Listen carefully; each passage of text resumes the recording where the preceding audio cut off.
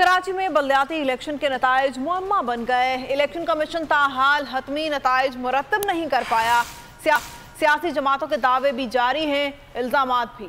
कम तरीन turn out के बावजूद हैरान कुन ताखीर ने कई सवालात को जन्म दे दिया है। अहले कराची ताहाल ऊंट किस करवट बैठने के मुंतज़िर हैं। के पास रिजल्ट तैयार हो रहा है तो इंशाल्लाह जैसे ही कंप्लीट होगा प्रोवाइड कर देंगे। सुबह से शाम, शाम से रात, रात से फिर अगले दिन इंतजार की घड़ियां तवील होती गईं मगर नताइज फाइनल न हो सके। घड़ी के टिक टिक पर नजरें टिकी हैं। सियासी जमातों के दावे बढ़ते जाते हैं। इल्जामात की जंग है कि रुकने का नाम नहीं लेती। प्रिसाइडिंग ऑफिसर्स हैं, वो पीपल्स पार्टी के हल्फ याफ्ता वर्कर्स हैं। इसका तो मतलब ये है कि ये जमहूरियत ना हुई, इंतखाब ना हुआ।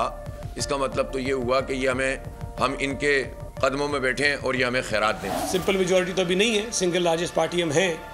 सियासी बयानबाजी के साथ सोशल मीडिया ट्रोलिंग भी बढ़ती जा रही है। सोशल मीडिया के शाहीन तवील होती गिनती को कुछ इस तरह देखते हैं। किसके लिए उल्टी गिनती साबित होगी, किसकी जीत होगी, किसकी हार। फिलहाल तो अहले कराची का मुकद्दर है इंतजार, इंतजार और इंतजार। अगर आपको ये वीडियो पसंद आई है तो हमारे चैनल को सब्सक्राइब करें और बेल आइकन को प्रेस करें।